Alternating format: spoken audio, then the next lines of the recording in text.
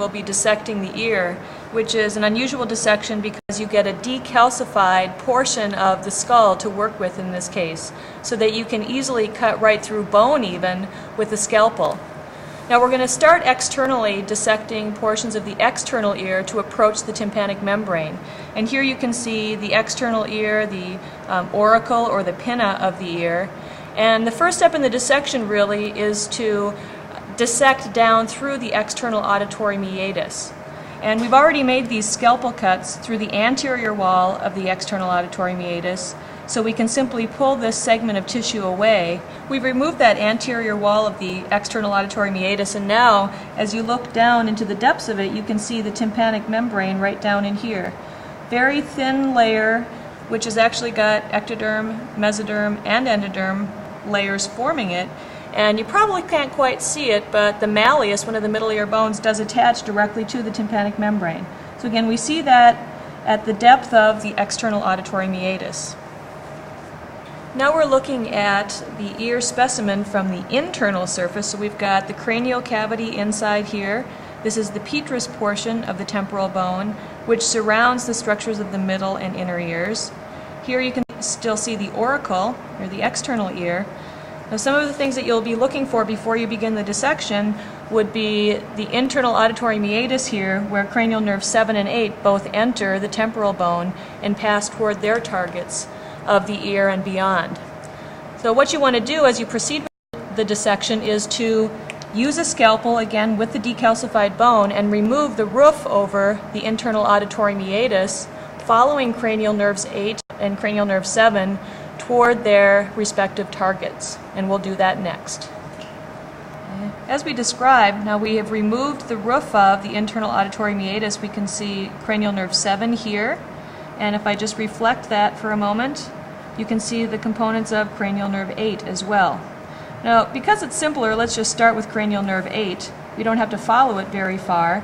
As you can see, there are two branches here that are proceeding through the internal auditory meatus, and they will simply go off in their respective directions to innervate the cochlea and the semicircular canals, or the vestibular apparatus. You can see glimpses of these tiny special sensory structures as you're carving down through the petrous portion of the temporal bone.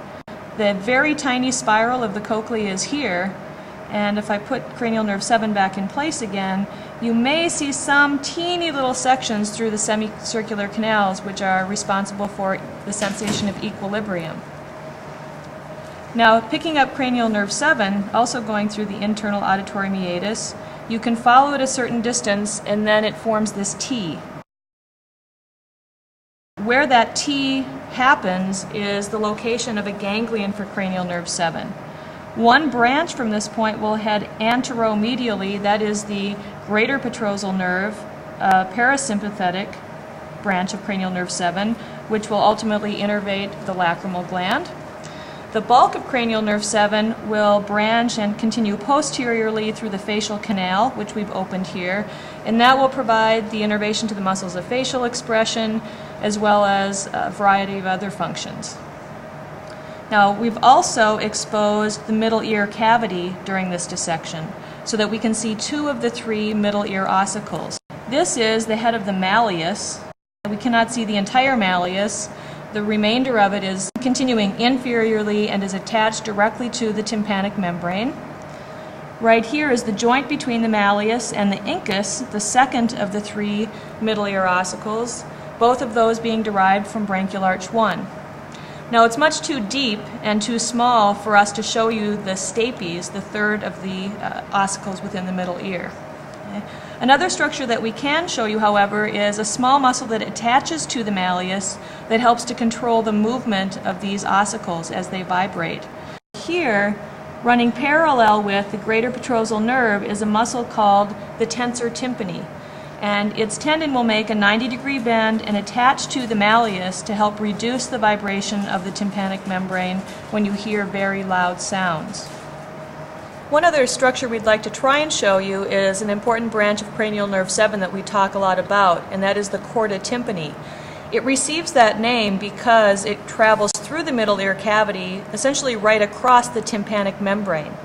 Now, to see this small branch of cranial nerve 7, what we need to do is pull out the incus, because that will give us better exposure into the middle ear.